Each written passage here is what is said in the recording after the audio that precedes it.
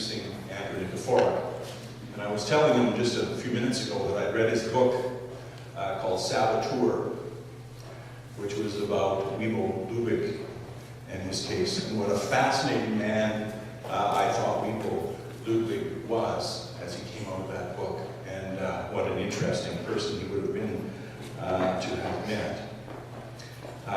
So here's the bio. For more than 2 decades, Andrew Nikiforuk has written about energy, economics in the West for a variety of Canadian publications, including The Walrus, Maclean's, Canadian Business, the Globe and Mail's Report on Business, Chatelaine, Georgia Strait, Equinox, and Harrowsmith. In the late 1990s, he investigated the social and ecological impacts of intensive livestock industries and the legacy of northern uranium mining for the Calgary Herald. His public policy position papers on water diversion in the Great Lakes and water and energy in North American integration for the program on water issues at the University of Toronto's Monk Centre sparked both discussion and reform. Nikiforuk's journalism has won 7 national magazine awards since 1989 and top honors for investigative writing from the Association of Canadian Journalists. His dramatic Alberta-based books, Saboteurs, Ivo Ludwig's War Against Big Oil, won the Governor General's Award for Nonfiction in 2002. Pandemonium, which exposes the impact of global trade on disease exchanges, received widespread national acclaim. The tar sands, dirty oil, and the future of the continent, which criticized the pace and scale of the world's largest energy project, was a national bestseller and won the 2009 Rachel Carson Environment Book Award. It was also listed as a finalist for the Grantham Prize for Excellence in Reporting on the Environment. Empire of the Beetle, an account of how one tiny bug reshaped the geography of the West, was a Governor General's nominee for nonfiction in 2011. His latest book, The Energy of Slaves, Oil and the New Servitude, which I've got now and starting to read, argues that the energy institution of slavery has shaped our careless use of fossil fuels. The radical treatise calls for a moral revolution in our attitudes towards energy consumption. Andrew and his wife and 3 sons, Aidan, Keegan, and Torin, live in Calgary, Alberta. Whether speaking or writing about melting glaciers, educational shams, peak oil, or the destruction of the boreal forest, Nikiforuk has earned a reputation as an honest and provocative voice in Canadian journalism. I'm really looking forward to hearing from him. Please help me welcome him.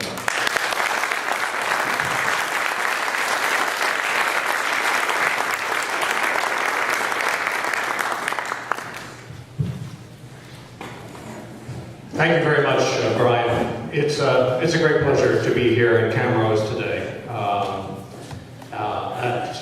at this meeting, which is all about rural people, who I have largely written about for the last 25 years. So,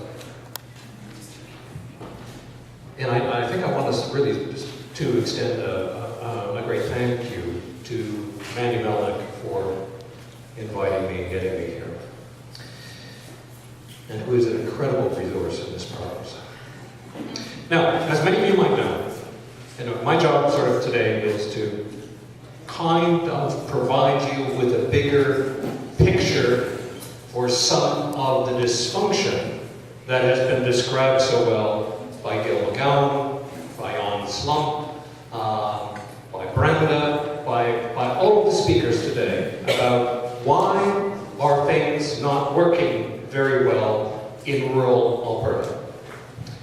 Now, we've got up here a fish, and you're probably wondering, what is this fish doing? This is the newspaper I now work for in Vancouver, and it's an internet newspaper. You can only get it on the line, but if you're, and I just mention it, I quite often now joke that I'm a writer in exile. I live in Alberta, but my writings appear in British Columbia. To understand my point of view on many of these issues is you have to understand what I believe as a journalist and what journalism is about, but rarely is these days. It's about monitoring power, the centers of power, and the abuse of power. It is not being the cheerleader for industry or for government. Now, I'm drawing from my book today, particularly about petropolitics, and I want to explain why we are in a massive financial panic. But first, I want to offer a few more examples of how rural people are disenfranchised in this province. This is Baytex Energy. These are their bitumen storage tanks in the Peace River oil sands, about 30 kilometers south of the town of Peace River. These tanks store heated bitumen, and as Gil McGowan described so well, we now know that bitumen is not, as Pat Nelson and other conservatives have contested, the jewel of hydrocarbons. It is in fact a junk crude. So, you're heating at 122 degrees in one of these storage tanks, and you're venting the emissions. And what are the emissions? They include PTEX, as well as hydrogen sulfide, and these emissions, once vented into the air, will travel for miles and deposit on the home and livestock of families that have lived in Peace River for 3 generations. And how are they treated in a Petro state? 6 of these families have now had to abandon their properties and move. That is how sick everyone got in the household, including children, preschool-age children, who got so noxious and so dizzy from low-level hydrogen sulfide fumes coming into their homes that they were falling off their chairs.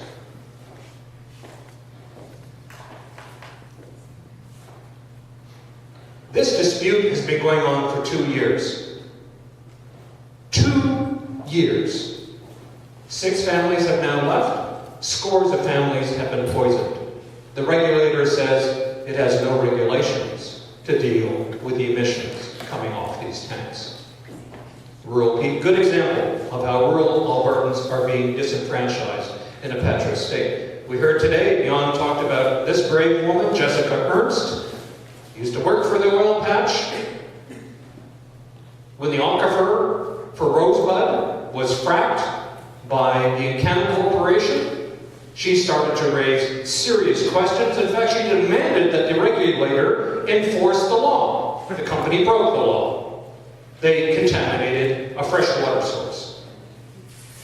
The regulator refused to uphold the law.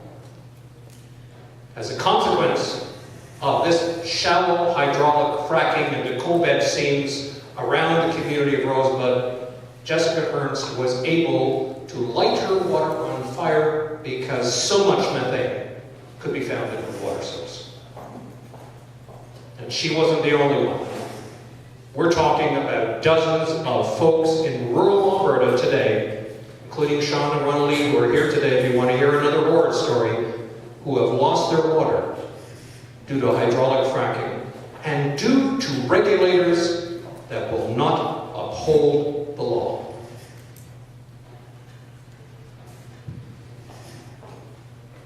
This gentleman, Chief Adams, in Fort Chipping, one of the oldest communities in this province, has, for 7 years, begged the provincial government to conduct a proper health study on the number of cancers and rare cancers and autoimmune diseases they are experiencing downstream from the tar sands. It took 7 years for the province to act on this request.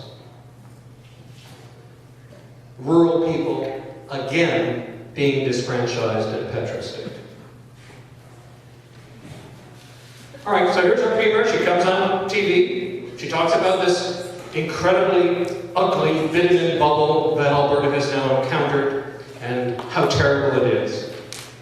What she doesn't really explain is that, you know what, for 5 years in a row now, we have posted deficits in this province. Now what a paradox. How confounding is this? I'm told every day that I live in the economic engine of Canada, and yet my frigging government cannot pay its bills for 5 years in a row based on its revenue stream.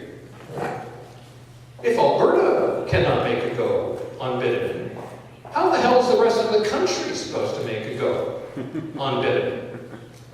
I'm getting very confused. And then we realize, okay, but there's this part of a pattern. Alberta, when it's got the cash, spends it. When it doesn't have the cash, cuts like hell. When it gets the cash again, starts spending it like mad. So we go through this cycle.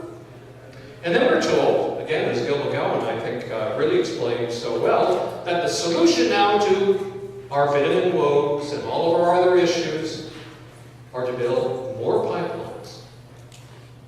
In other words, the solution to our problem, which has been caused by bitumen, is to manufacture more bitumen and export more. It reminds me of a great story about farmers in the panhandle of Texas and Oklahoma in the 1920s and 1930s when they couldn't, because grain prices were so high, they couldn't plow up enough grassland fast enough to grow more grain.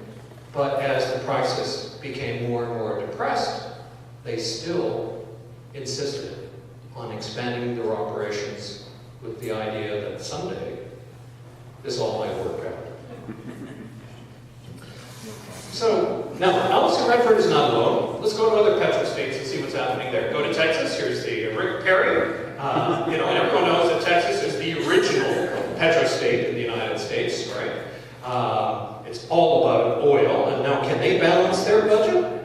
No, they can't. Here's this Texas report saying the tax system has been calcified. It does not produce enough revenue to allow the state to meet its likely future spending needs without biennial budget struggles. Now, by the way, unlike us, Texas even has a sales tax, right? The state has no mechanism for multi-year fiscal planning. Right? This is you find this in every petro state you go to. They run on the money when the money is there. They don't do any planning for the future, and it's a horror show. Now, here's this guy. You're probably wondering, who the hell is this fellow? This fellow is Good Luck Jonathan. And I think every leader of a petro state should have a name like that. He is the president of Nigeria. Now, we know that Nigeria is exporting 2 million barrels of oil a year. Can Nigeria balance its budget? Can't balance its budget either. I'm beginning to detect a pattern here. And here we go to Russia. One of the world's largest exporters of oil, Vladimir Putin, another great petro politician. The blue line represents government revenue, 60% of which comes from oil and gas, and the red lines represent government spending. Whoops, they have a problem in the former Soviet Union. They can't balance their budget, even though they're sitting on piles of hydrocarbons. So what we see is this pattern. You have this unusual stream of income that most governments don't have. Most governments do not have, are not sitting on piles of hydrocarbons that generate this extraordinary, ungodly revenue stream. But when they have it, they're like university students on a Friday night and university students on a Sunday morning. You know, you either can't get it down fast enough or you're vomiting it all up. All right, a few things we need to know about oil and what a critical commodity it is, and how different a commodity it is, and why it changes the character of governments where it is found, wherever it is found. All right, so it's the world's most volatile resource, number one. It's also the world's most lucrative commodity. But here you can see the volatility in oil prices as oil is becoming more extreme and difficult to extract is escalating greatly. And as a consequence, we are going to see greater political volatility in the states dependent on revenue from this resource, as well as the states that have to buy this resource from these same petrostates. We know that every time the price of oil goes wildly up, it creates an oil shock, and it collapses and contracts the economy as everyone tries to realign and get their budgets back into play. So this is a pretty powerful resource, and it has divided the world into two countries. You're either an oil exporter or you're an oil importer. And if you're an oil exporter, except for Canada and Alberta, of course, you're rolling in the dough. But if you're an oil importing nation or region, such as Europe, such as the United States, such as Japan, you're racking up the debts and the deficits. So here's the trade, $3 to $3 million a year, 10% of global GDP. This is the master resource. This is the resource that controls the global financial system in many ways. And so here we can see the folks that are piling in the dough, you know, the Middle East, the former Soviet Union, the West Africa, North Africa, all of them having trouble with this volatile flow of cash. And you can see the rest of the world getting poorer and poorer in the process. So petrostates are first and fundamentally like a plantation economy. They're all about one resource, and all of the conversations in that state come down to this one resource. Petrostates, one of the first things that happens is that they kill representative taxation system. I'll talk some more about that. Another thing about petrostates is because they have what I would call, again, these ungodly streams of revenue, is that statecraft goes out the window. And you're into the Keystone Cops era, or as the Three Stooges problem. There is no statecraft, there's no thinking. You're full of arrogance and hubris. Suddenly, and this is a classic Alberta problem, because we're sitting on piles of hydrocarbons, we suddenly think that we're much smarter than those people in Ontario, Quebec, or anywhere else, or those people in the United States.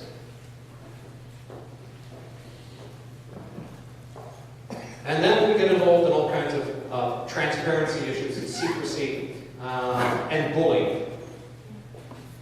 And meanwhile, our population looks more and more like this. It's getting fat and lazy because they are disengaged from this whole process because they are not being taxed. So let's talk about some of these issues quickly. Okay, the United States was one of the world's first petrostates. We won't say too much about this, but it started off in Pennsylvania, and then you had Oklahoma and Texas and Louisiana and California and Alaska, all having these similar bust and boom experiences with oil, and creating very dysfunctional states and places. But they were the Saudi Arabias of their day. I mean, Texas was a Saudi Arabia, California was a Kuwait, and on it goes, and they provided most of the world's oil. The infrastructure created to support that, to this day, very much controls and influences America's politics and political decision making. I mean, that took 150 years to make an infrastructure that's worth trillions of dollars to move hazardous materials around. What did oil make the United States? A culture of mobility, migration, movement. Changed the entire American experience. Admiral Rickover put it this way: fossil energy feeds machines, making us master of an army of mechanical slaves. The humblest American enjoys the services of more slaves than were once owned by the richest nobles. And it certainly made Americans, as everyone else in the world observed, why are these Americans so fat and lazy? Why can they come to Europe, with a gaggle full of cameras and everything else, and they can't speak our language, they don't know anything about our culture or history? Who are these rubes? Well, they're the product of cheap energy. America gets into trouble. Its own domestic production flattens out, goes down.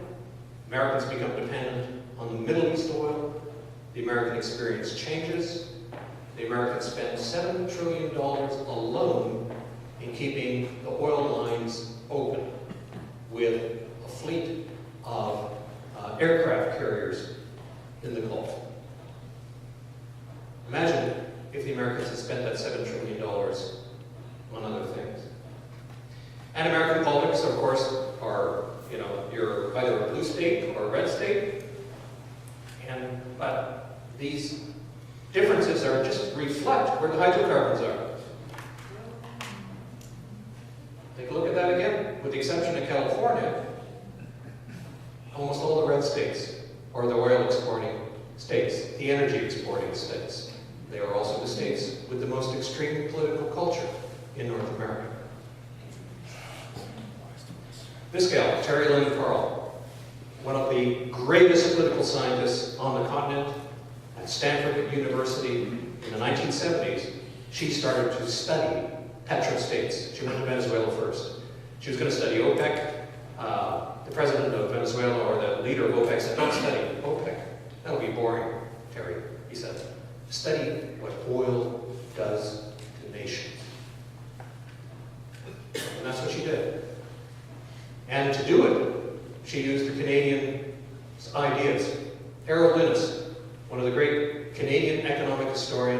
who came up with the idea of the staple theory. You know, Canadians, we have one staple, such as furs, which then kind of shape our whole experience and economic and political culture until we run out of that resource or until it no longer has a global price, and then we go from furs to cod, or from cod to trees, and then from trees to rocks, and then from rocks to bitumen. And Terry Lynn Carl said, well, I'm going to apply that to oil, that kind of thinking to oil. If one staple can influence a whole nation's politics, and let's look at the world's most lucrative commodity and see what it does. So here's what it does. States get addicted to the revenue. As a consequence, they lower taxes and no longer function as proper states. They go on binge spending. They experience tremendously poor statecraft because you think you can solve every problem with money, and rampant abuse of power. So here's the 20% factor. Once 20% of your revenue comes from an oil and gas stream, you are effectively a petro state. Louisiana, 30 to 40% of its revenue comes from oil and gas. Louisiana is one of the few states in the Union where members of its environmental department routinely send letters to Washington, D.C. saying climate change is a hoax. Okay? Louisiana is also one of the poorest states in the Union, with one of the lowest levels of educational attainment and some of the highest levels of poverty amidst this incredible hydrocarbon wealth on the Gulf Coast. Can they balance their budget? No. Alaska, 90% of its revenue comes from out of one pipeline. Nigeria, 77% of its revenue from oil. And here's Alberta. Our revenue streams go from 18 to 30%. Right now it's 30% of government revenue all comes from oil and gas. That means 30% of all your hospitals, all of your roads, all of your schools are not being paid by you, the taxpayer, the public.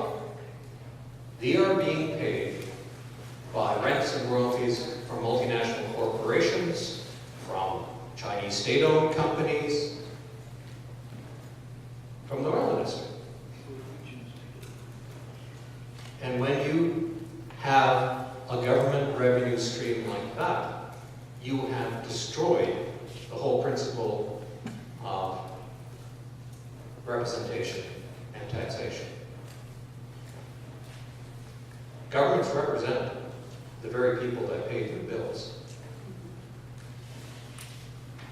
Alberta said, here we are.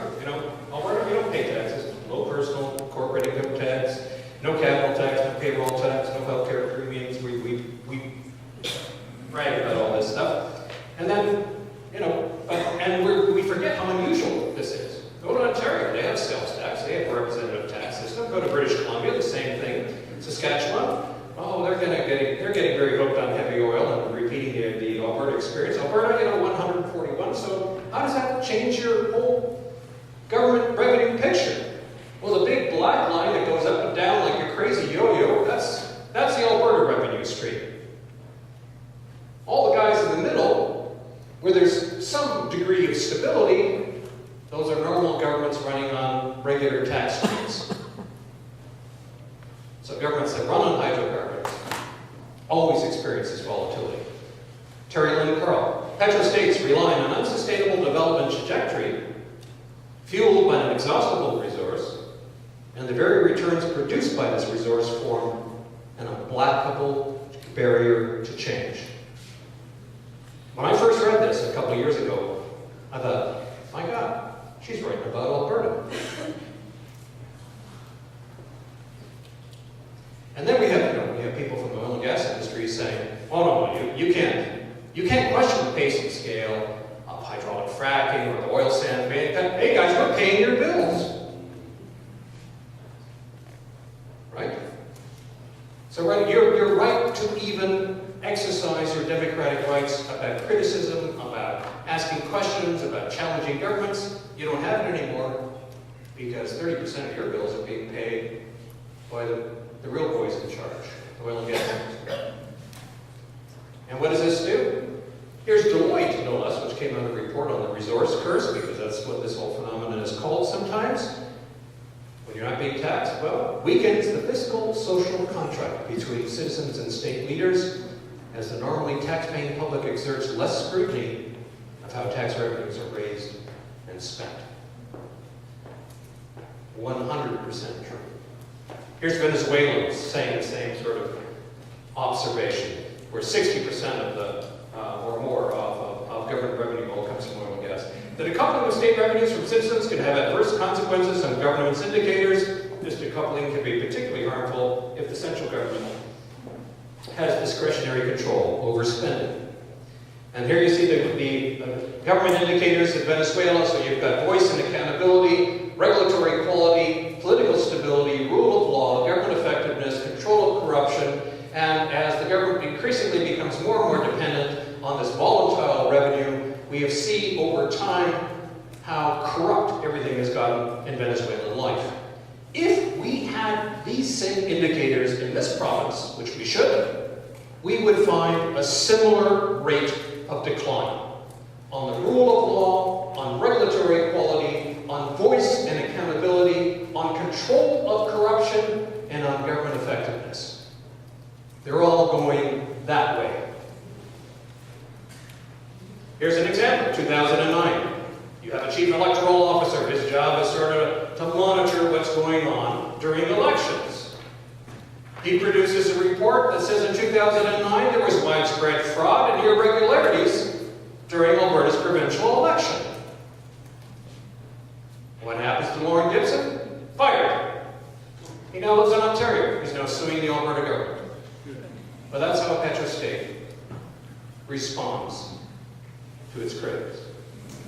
Here's another development in Alberta. We see over time that a disengagement in the political process. 60% of us no longer vote in this province. We're not here to make a living, we're here to make a killing and get the hell out of here. And why should that change? We're not being taxed. Why should we pay attention?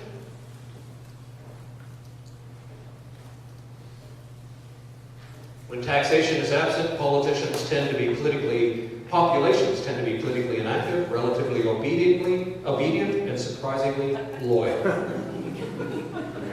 Right? That should be at the top of every government building in Alberta. We are here not to serve you because we are not taxing you. Go to the Middle East, people always wonder, why are those folks in the Middle East, why do they not have democracies? What's the matter with those guys? There must be some bizarre cultural gene that they've inherited that makes them totally dysfunctional. Bullshit. You know, Saudi Arabia actually wasn't that bad a place until they discovered oil. The same thing with Nigeria, and the same thing with most of North Africa. They were rural communities, tribal communities in many cases, but they worked, they functioned. They represented their people. Now, their people are entirely subjects to government that entirely run on oil and gas revenues. So direct taxes in the Middle East account for 6% of government revenues. All the rest comes from oil and gas. You go to Iran, no taxes. Go to Saudi Arabia, no taxes. Go to Kuwait, no taxes. But you are in a state of servitude to those that do pay. This type of tax structure also minimizes the opportunity for citizens to protest against their government and weakens public accountability. No kidding. All right. So the other thing about Petro states is that you're sitting on hydrocarbons. You think the money's going to flow forever. You start spending like hell. Here you can see the trends over time in Alberta since we really got hooked on oil revenues in the 1950s. And the red line there is our program spending. And you can see where the energy revenue is, and you can see where the tax revenue is. We start living large. And then we start investing in totally nefarious, totally corrupt things. All right, we're going to solve our carbon woes by burying this stuff in the ground. Oh, and by the way, it's going to cost Alberta taxpayers $50 billion over the next 25 years to do this. Oh, and yeah, geez, I forgot to tell you, but we're going to need a monitoring system that will last 1,000 years. We all know how good governments are at monitoring things for thousands of years. And, and on, it it goes, this is not a solution to any problem. This is the worst engineering con job you can think of, but you know what? It redirects a whole bunch of money back to the oil and gas industry. Jan mentioned this scandal that goes back to electricity deregulation in the Klein era, a massive, costly mistake for this province, which we still haven't fixed. And now we have a sweetheart deal with Altalink, and Altalink is 100% owned by SNC-Lavalin, which is being investigated for corruption in more than 3 different countries, including Montreal. And we're saying this is a company that's going to build us more transmission lines than we need. And not only that, we have a process that actually allows one company to do all of this without even public needs assessments. This is corruption.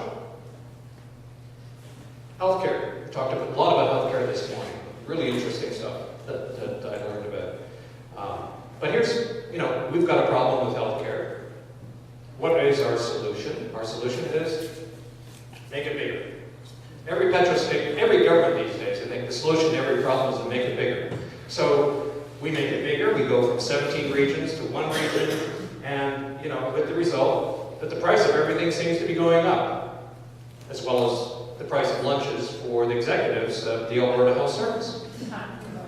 Here is a classic case. Okay, when they made this thing bigger, what was one of the first things they did? Which is when you make it bigger, you concentrate power, and this concentration of power always comes at the expense of local people. So, I could have gone to Oyen or Claire's home a couple of years ago. If I needed hospital care, or if I was in old folks' home, there were facilities there that cooked home-cooked food for those people. Many of them run by volunteers. But when you have a Soviet healthcare model with one big system, you can't do that. You have to have some corporate entity in Calgary making frozen food that then will be trucked to Claire's home to be steamed back deliciously to life, to be served to retired and sick rural Albertans. And that is somehow considered an improvement in healthcare and the quality of life in this province.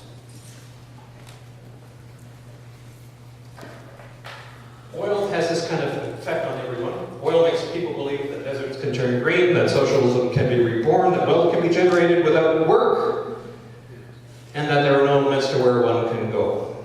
So go to Kazakhstan, they're building a new capital city. Indonesia, they're going to build this amazing aerospace industry. They're re-irrigating all of Libya and developing a national passenger car service in Iran. Iran was going to be a great civilization with oil. In Kuwait, you can ski during the day. It's 40 degrees outside, but it only takes 6,000 barrels of oil a day to recreate this sort of scene in Kuwait. Re-irrigating the deserts, but you have to desalinate ocean water first and consume a whole bunch of oil in order to do it. And that certainly looks like an oil capital. To me, is about as silly as it gets.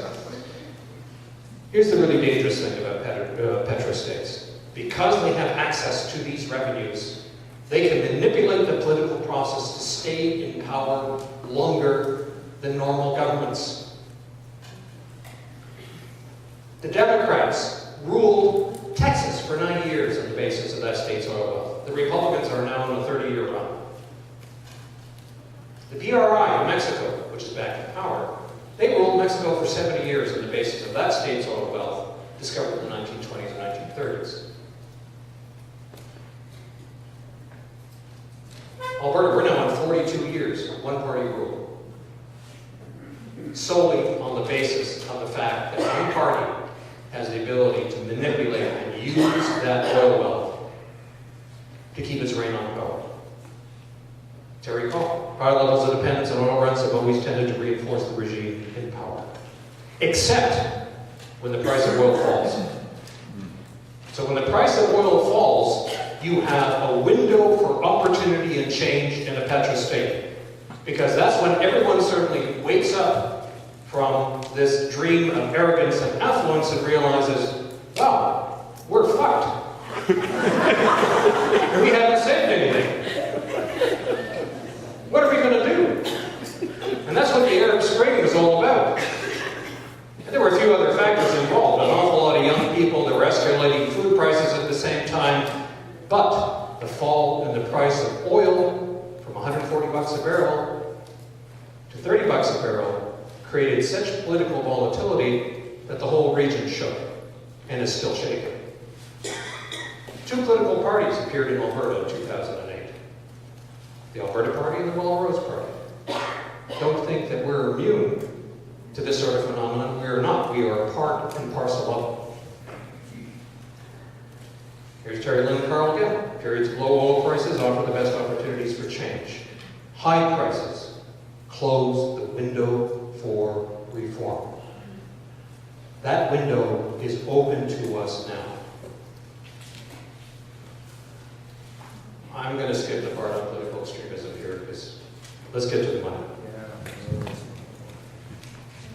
All right, so we know we've got a spending problem. We know we've got a taxation problem. We have no progressive representative taxation system in this province, and that oil revenues destroyed it. We also have a revenue problem. Here's the problem. Lockheed was collecting 40% of the profits from oil and gas when oil itself was around 20 bucks a barrel. So, 40%. He thought Albertans should get their fair share. Clyde was too drunk to figure out what we should get. But he allowed it to fall to 15% and lower. Today we're collecting about 11% of the profits generated by oil and gas extraction in this province. We are collecting less today when oil is nearly 100 bucks a barrel than we did when oil was 20 bucks a barrel. This is criminal theft. This should be on the front page of every newspaper every day in this province.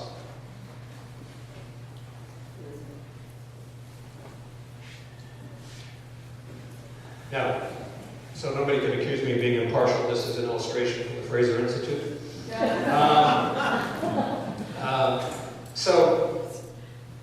And they put out a report criticizing the spending of the Alberta government.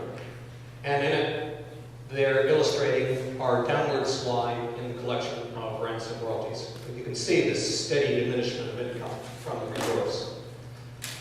What they don't really explain very well is let's go to 2007, 2008.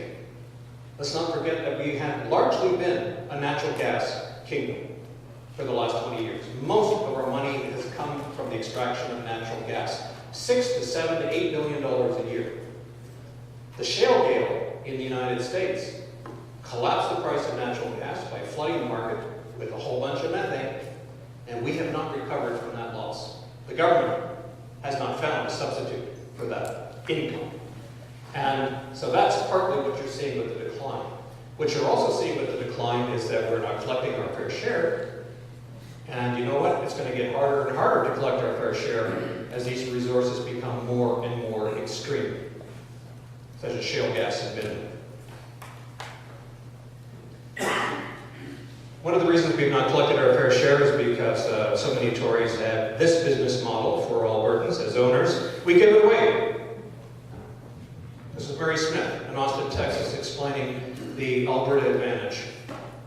You know, we've got this resource called bitumen and we're giving it away. Who begins a business meeting with potential clients with that declaration? Unless you're a total idiot. Here's Norway.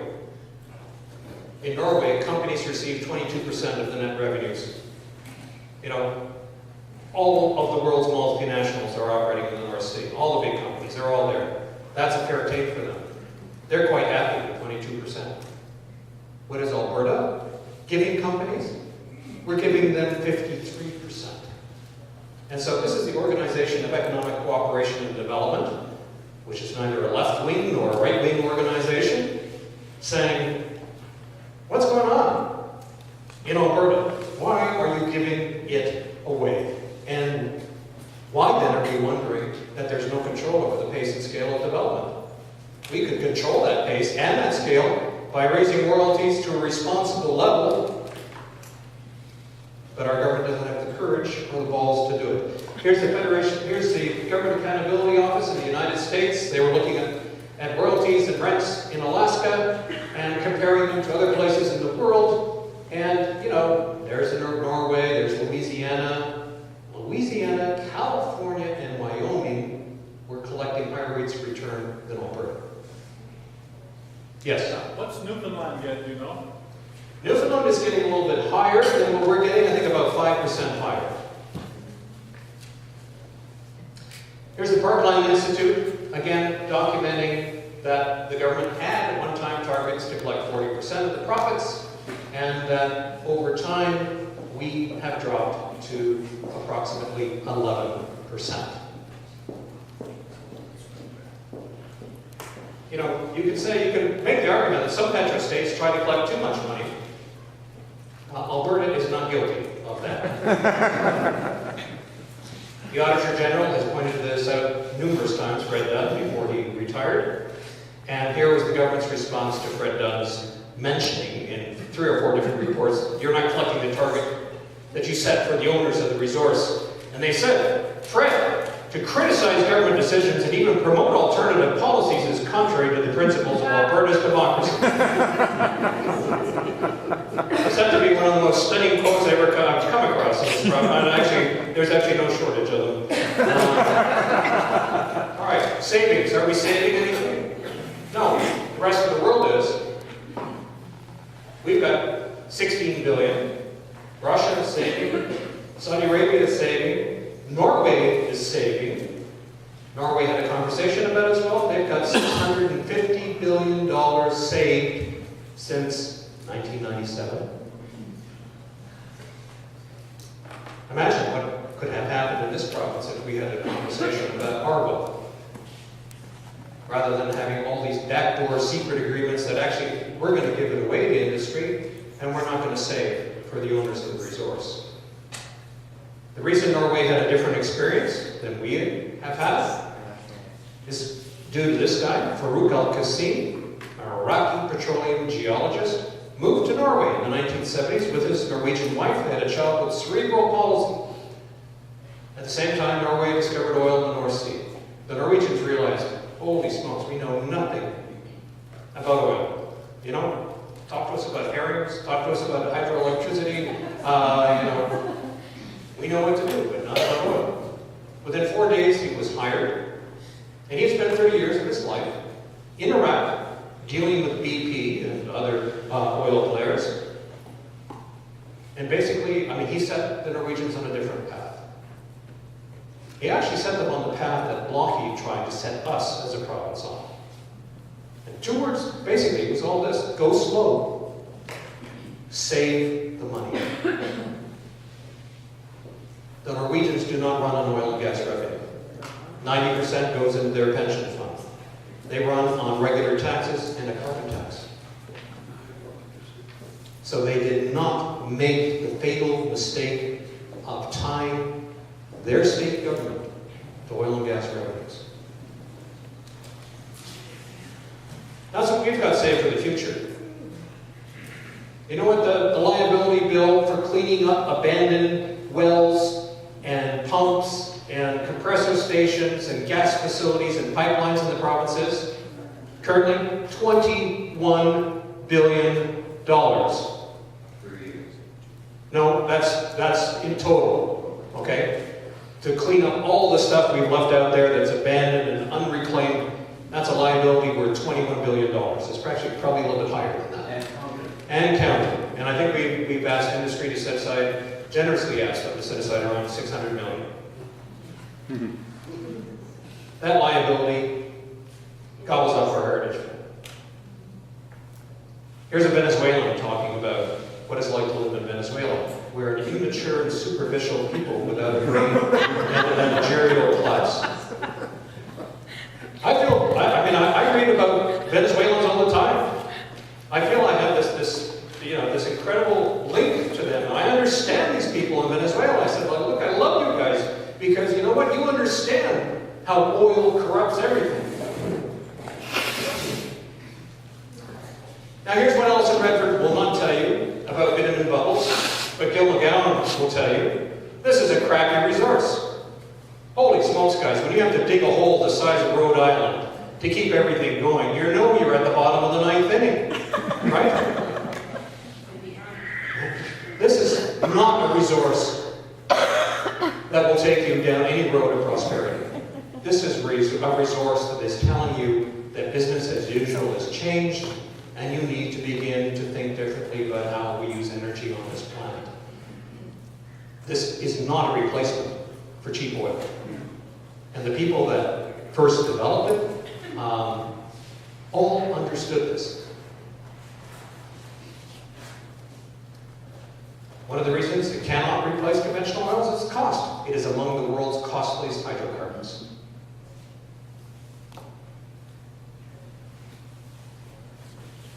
Here you can see the extreme nature of these kind of hydrocarbons where, that mysterious city that is 200 miles wide, that's the Bakken Play in North Dakota. Over here, that's Minneapolis, St. Paul. Now, the brilliant people in Edmonton, for some reason, this play has been going on since 2008. It's the product of hydraulic fracturing, and the light oil coming out of North Dakota is an extreme and difficult resource, another signature of peak oil.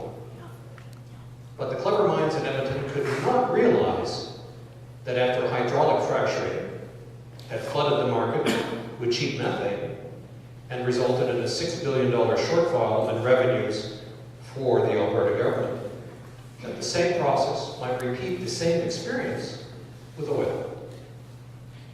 We don't believe in strategic thinking in this province. We simply haven't got it.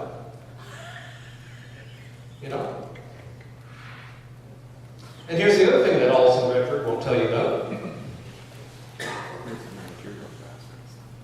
Here's a chart showing U.S. consumer expenditures on gasoline. Now, something happened in 2008, the financial crisis, the shrinkage of the middle class in the United States.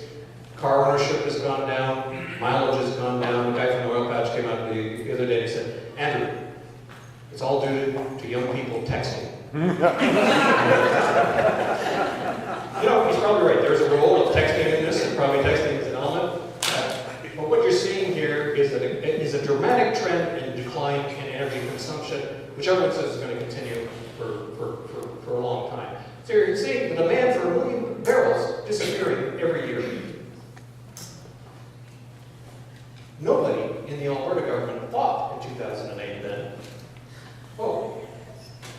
maybe we shouldn't have approved 100 projects since 1998. Maybe we should do a risk analysis on this product called bitumen. Maybe we should slow down and add value to the resource. Maybe we shouldn't expose 4 million people in the province of Alberta to the kind of casino gambling that we've been doing with bitumen. Here's the last thing that Alison Redford and your government will not tell you. And this is an indication of what a poor quality resource it is. 100 years ago, 1 barrel of oil would find you 100 more. Great energy returns, which is why oil has been used all over the place for things even that should never have been used for. And, now we come up to the tar sands, and we see that the returns are less than 10. In fact, the mineable tar sands, the returns takes 1 barrel of energy to get 5 back. The in situ, the steam projects where you're using natural gas to boil water that you inject down in the ground to melt bitumen, bring it back up to the surface, returns are 1 on 3. And then if you upgrade that bitumen, then the returns are even less, 1 on 2. They are approaching the same returns of biodiesel from soybeans. What do we need for a civilization? We need returns of 1 on 10, at least 1 on 10.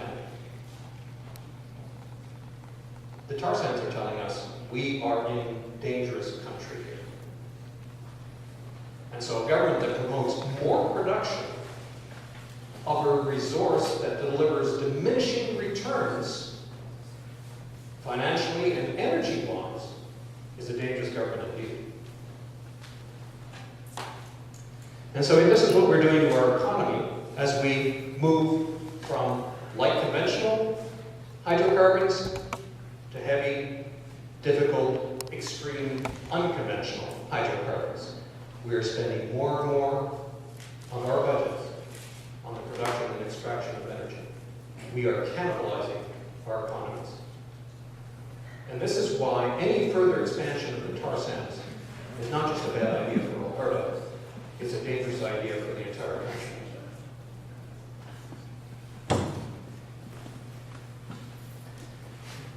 We know the Alberta government believes in the first part of this graph that the world is a Disneyland and a fantasy land that's going to get bigger and bigger and bigger, and happier and happier and happier, and more prosperous, and that there's going to be more and more money, and that Albertans are going to be the wealthiest people on the planet. And the sober fellows are saying, I don't think so. As energy becomes more expensive, the world is going to contract. It is not going to expand. So, we now know the story of Petro states. They like to spend, and they like to throw up. And then they think the solution to that kind of problem is more and more and more of the same. To me, this is one of the most profound things I ever put when I came across this quote. It is a lot easier and faster to build a pipeline than an efficient and representative state. Okay. So where do we go? What are some of the things we need to do as citizens? And St. Francis of Assisi has been very helpful for me.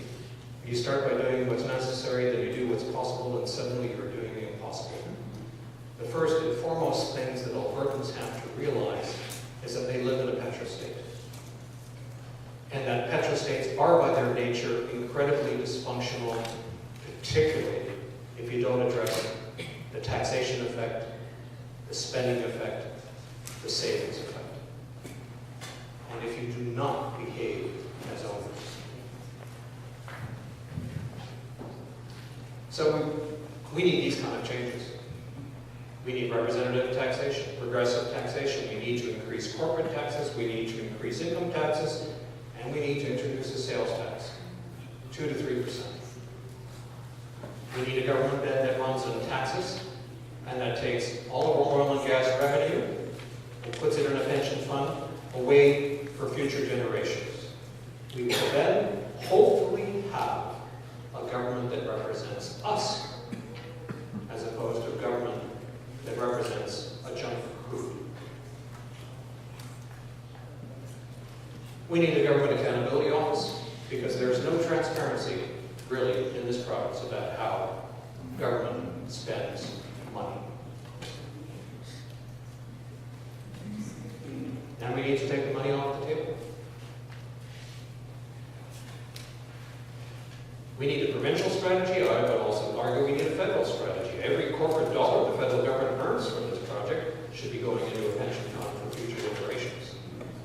Right now, it is being used by the Harper government to fund its political revolution, the same way Margaret Thatcher used proceeds from the North Sea oil to fund her political revolution and her remaking of England.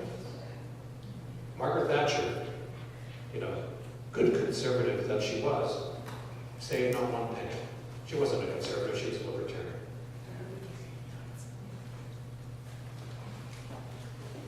So the program that we need was put very simply by Peter Lonnie many years ago, 2004 really. He said, behave like a noble. Collect your fair share. And if we collect our fair share, we will control the pace of development in our very own province. Save for the future. He said, one project at a time. Go slowly. Add value to the resource. Clean up the mess. And in this case, you have to address the very real carbon liabilities associated with accelerated production of bitumen. There will be a price on carbon one of these days, and when it comes, there will be hell to pay in this province, because we won't be able to bury that carbon. We won't have the money to do it.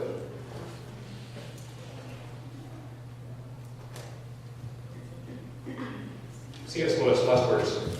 If you look for truth, you may find comfort in the end. If you look for comfort, as we do in Alberta, you will not get either comfort or truth, only soft soap and wishful thinking to begin, and in the end, despair. And we don't need to go there. As Albertans, we can do better. And as a citizen of this province, as a landowner in this province, when I first came across Terry Lynn Carl's work, I said, Eureka. Because until that point, I was full of despair, and I thought, what is wrong with this province? Why are we so dysfunctional? Why can we not do anything right? Why can we not think of our children? Why have we abandoned rural Alberta and disenfranchised more than 10% of the population? Why are we behaving in the crude way that we are? And she explained it to me. And she also explained the solutions that are connected to everything else.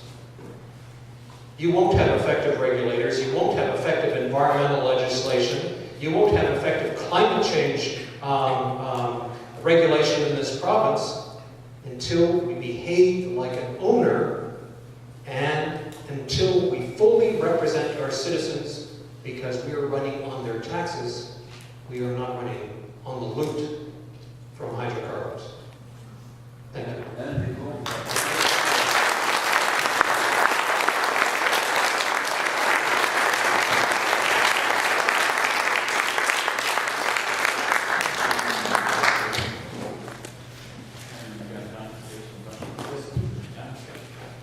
So the mic is open for questions. I can talk. Okay. I just have one question for you. I sense the answer, but my concern with all this is, with all the reading I've done, with all the research I've done, it suggests to me that we are in such a pickle in our province, in our country, given the size and the scope of the global corporations that actually infiltrate every level of government in any place that they operate. Is it possible for us to come up with a solution, because I truly do not believe that we have control over our government, nor that it would be very easy for us to regain control over them, and such as NAFTA, which has tied us to certain constrictions in terms of what we can do to effect an offshore or south of the border source of these corporations. We keep saying we. We have the resource, but we aren't the companies. The companies are multinationals that have very entrenched rules of operation within our country, which takes away a lot of the liberties we have in our destiny as regards our natural resources, which we've always been a resource-based country.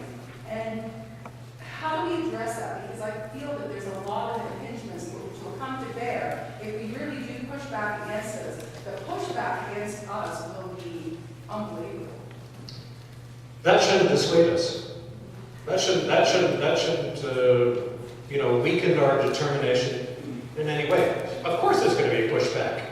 When you give away all of your wealth for 30 years and make a whole bunch of foreigners fat, they're going to get a little bit upset when you say, you know what, I think we made a big mistake.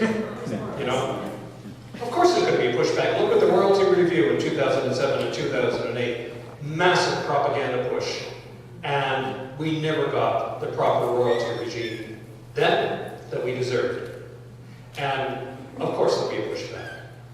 But we need to behave like owners. We have behaved for the last 20 years like tenants. And it will be a challenge for us to assume this role of real responsibility and maturity. And you're right, it will not be easy, but I think Albertans are capable of doing it. Every time when I look at the polls and when I see what Albertans are thinking, and it's stunning. I mean, you ask Albertans and they say, should we be saving the money? Yes, we should be saving the money. Should we be getting our fair share? Yes, we should be getting our fair share. Should It's yes to the whole platform. Should we be slowing down? I can't think of any Albertan I've met that's comfortable with the pace and scale of development. They know that it's bloated the province and stressed all of our resources in our communities, plus it has given us unrealistic expectations about money and wealth. That you can have it all by doing nothing, or simply by driving, a honking big truck in Fort McMurray. So, Albertans do want change. But political parties in this province, I think, might have to work together to get there.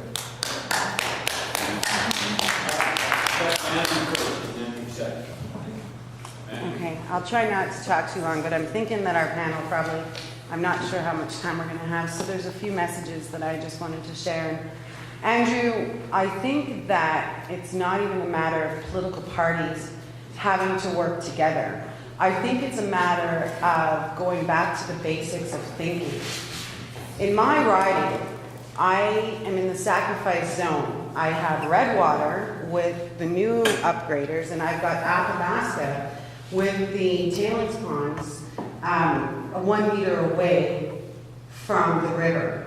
We have such different issues and complex issues that we have overloaded people with our information in a way that they're not receiving it. So I think that one of the ways that we need to work is changing how we are communicating our information and connecting at the grassroots level. Why are people afraid? Why are they not thinking about the future? What do we have to do differently so that they reconnect with their own responsibility? Because I think people feel like they don't need to think about it. The more I know, the more my head hurts. I don't want to have to do, But we have no choice. In the rural areas, our numbers are getting so small that if we don't start empowering people. So I was serious when I spoke earlier. Do we have to start taking our message directly to the hockey rinks over the winter to empower them? Or how do we get them engaged? I had one of the largest feedlot owners in my riding phone me and say, my 17-year-old grandson was just told that if he keeps eating food from the store, his liver is going to stop working. So Mandy, I'm going to take you up on this no chemical stuff, and I'm going to buy your shakes. It took that before they would listen. So Andrew, I don't want to take up much more time, but what I hope you can give me as a young woman trying to do it all, right? We've got to be moms, we've got to be farmers, we want to live on the land, we want to have values. I don't even have time to connect with my values. How do we connect with the people, our neighbors? That's what we have to do. And then the rest will come. I think, everyone here can talk to friends or relatives, acquaintances about these issues. And, I've been in the province for more than 24 years now. And I detect a growing unease throughout the province. I detect a willingness to begin this conversation. And I think, you have to seize certain moments at certain times. And they are now here. I can't think of too many Albertans who bought Alison Redford's explanation of the bit in the bubble. So, what bullshit is this? You're telling me we're the wealthiest province in Confederation and we can't pay our bills, and you're blaming it all on lack of pipelines. Excuse me. Is there nobody in charge in this province? So, the conversation is coming. And, I think taking this conversation to the hockey rinks, to wherever you can, is critically important. Are we naive enough, are we naive enough to think we can obtain democracy with the kind of contributions that we're allowing corporations and the cases to one thing and others to contribute to these governments, that we can never improve it unless we improve amount that people can contribute. We are suckers to the dollar, and we're just following the United States to a difficult situation. It is a difficult situation, no doubt about it. But I still think that when people organize at a grassroots level, they can overcome difficult situations. That's what being a human being is all about. Earlier, someone asked a question about, well, what do the New Democrats do, you know, to make it different? And one of the models I used in the campaign in the election last April was, we need to serve the stakeholders, not the shareholders. And I think that's what governments are doing, is they're serving the shareholders and hoping there's trickle down and to citizens. Prime Minister. Thanks. I have a question, and it has to do with how we went from the model that was being put forward by Peter Lougheed, who was a progressive conservative premier of this province, and a model that was used by Norway, which you have given as the exception, to what we have today. You know, I've seen a number of things, I've made some observations. One is the very large dependence of parties like the Wild Rose and the Progressive Conservatives on corporate donations, and particularly donations from the oil industry. People might know, but in some years, the NDP has actually raised more money from small individual donations than the PCs have. But they outspend us 10 to 1. But there's also been a merging or a blurring of lines between the oil industry and the PC party, and between the PC party and the government. So I'm interested if you or others have really looked at the pathology of that, the development of the change from Peter Lougheed, who was the model for Norway, to what we have today. Well, the change really took place during the Klein era, when effectively, under the guise of being, you know, sort of this populist drunk uncle that everyone appeared to be so fond of, Klein was never really interested in serving us ordinary folks. He was there for the big boys. And he dismantled a lot of the checks and balances in government. And Gil McGowan, again, gave a great example. I did a story on this, whereby, you know, Lougheed had his own loyalty department, and he employed a lot of very smart people in that department to give him advice to counter whatever information industry was offering about rents and royalties and net revenues and all that from hydrocarbons. So Lougheed actually set up a government where each and every department had the capability to do its own research and do its own thinking about what would actually be best for the province. Klein got rid of it all. And then Klein went to industry and said, well, what do you want? And industry said, wow, here's another bottle, Ralph, and I'll tell you what levels what we have with that. And that's basically what happened. And at the same time, we were going through one of these crazy periods where, we had to save, we had budgeted properly, and so we were cutting like hell, and we were responding to the murderous reduction in government services taking place in the most callous way, and not realizing, really, that at the same time, Ralph Klein had dramatically changed the character of the government. I remember as a reporter meeting members of Lougheed's cabinet. They were intelligent, graceful, smart human beings in many cases. I also remember meeting very many members of Ralph Klein's cabinet, many of whom I wondered, where the hell did these people come from? And that was the pathological transformation that has taken place. And, you know, at the same time that you're experiencing these booms, one of the things that really bothers me so much in the last 10 years is I've watched the province change so dramatically as we've just exploded in terms of, you know, development and people and growth, is that there's not one political leader in the Tories that has said to any of the newcomers, what are you going to give Alberta? What are you going to add to this province?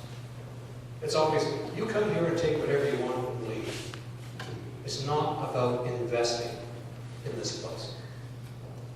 You know, and I find that absolutely astounding. Go ahead. Yes, Mr. Nikiforuk.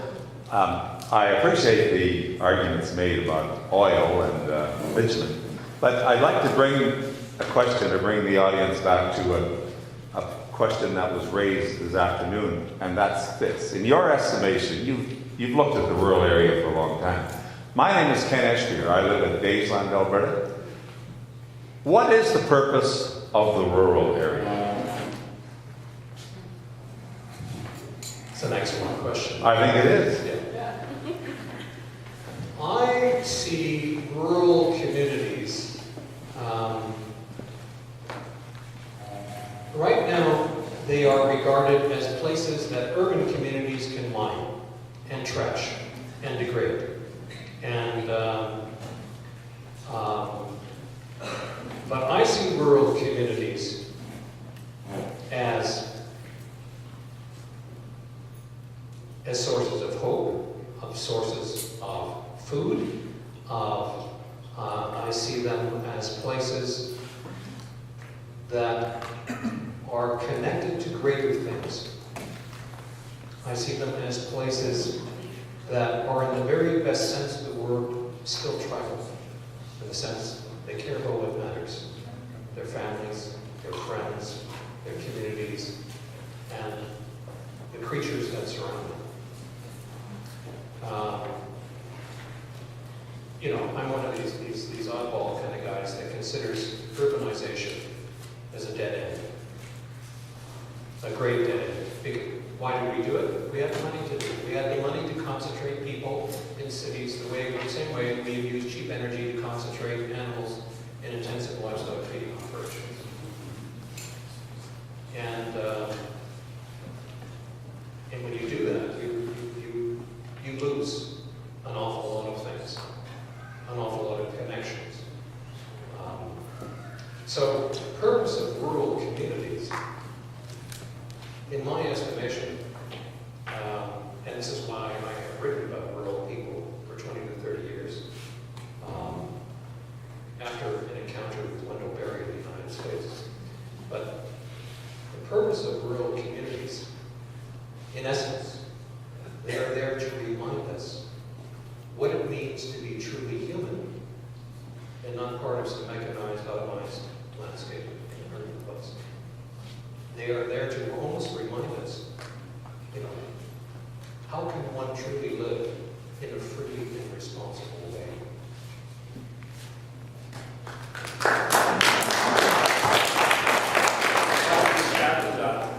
I think when I talk to politicians about urban drift and rural depopulation, they tell me young people vote with their feet. That's the beauty of a democracy. And they see it as exercising democracy to move to Edmonton and Calgary. The worst case scenario is, and I don't mean to split urban and rural, but the worst case scenario is, you know, urban sites and large corporations in Edmonton and Calgary mine rural communities for young people and oil and gas and our agricultural products where they're turned into profits in the big centers. And so the worst case scenario is we are being colonized. They're taking our youth, they're taking our resources, and in return we get a handful of beads and some tobacco. And all the hazardous waste. Smallpox. My name is Jeanette McDonald. I'm from Leduc. A couple of comments. One is in sort of response to Andrew's comment. And I really believe in the next, because we can get so frustrated and they don't know what to do. I really think that in my conversations with people, I'm going to simplify it as much as possible down to, because you can get into arguments. People will always come back, well, climate change doesn't exist, or no, the oil industry has to have that money. And it's very hard to argue statistics and data at around a kitchen table. And I think I'm with my kids and their friends, I'm just taking it to a level that says we have to do the 7-generation thing that Gil brought us up. We have to be making the right decisions for 7 generations, and it's clear we're not. So we must be thinking, we can't be worrying about little 2% here or 5%. We can argue all night about that. We all have to take ourselves to a higher level and think about what's right for our children and our grandchildren, and elevate, I'm going to at least, try and elevate the discussion beyond the details of graphs, because I can't quote those graphs around a kitchen table. I don't have them. I'm not smart enough to have them. I have to take the conversation to, despite the graphs or the lack of them, we all know we have to make this place better for our children and grandchildren, and we can't possibly think we're doing that unless we make some changes. And I want to go back to one thing, a question that Ken brought up, and that I really like the point that Andrew brought up in terms of a mantra about what I want to talk to my neighbors and my friends of my children and friends is, as I said, to take it to a higher level. But this idea of behaving like an owner is a lovely concept, and I believe that one of Ken's question about the purpose of the rural communities, I believe that rural people have a much better comprehension of ownership, a much deeper understanding of ownership, and maybe we'll be better at teaching what behaving like an owner really means. I think that's a good point, and I think Jan Song also made that point this morning too. It is not easy to be an owner, to be a landowner, to be any kind of owner. It comes with enormous responsibilities. It should. It should, you're right. I guess that's kind of what I was going to say, is I think for me it's behaving like a steward. Because I don't know if we really know what it means anymore to be an owner, in terms of the responsibilities that come with it, not just the rights. And so for me, it's more about challenging myself to behave like a steward. Because then it does open up me to think about the 7 generations. And I'd also throw into this, I think it's about where we have these conversations, that I can't remember his name, I had a teacher, and he was posing us that it's interesting that the discussions about climate change in Copenhagen were happening in Copenhagen, in these beautiful luxurious hotels where no one had to witness day to day what was happening. And he said the COP discussion should have happened in a Mexican slum. And so if we want to talk about stewardship, let's have it out in the prairies. Let's do this conversation on a native piece of ground and see what it tells us about ownership and stewardship. Or let's talk about the true impact of the tar sands up there. And I think we've got to bear witness to what we're trying to save and also what we're doing to really also bring that back into the conversation, and it not happening in towers in Calgary or windowless halls.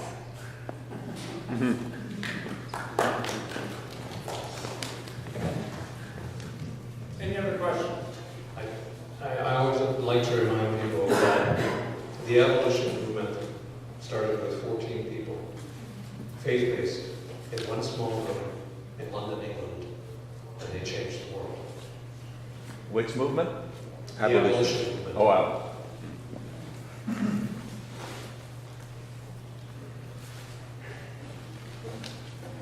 Okay, if there's no other questions then, I want to extend a heartfelt gratitude of the Rural Caucus and the people in attendance, Nikiforuk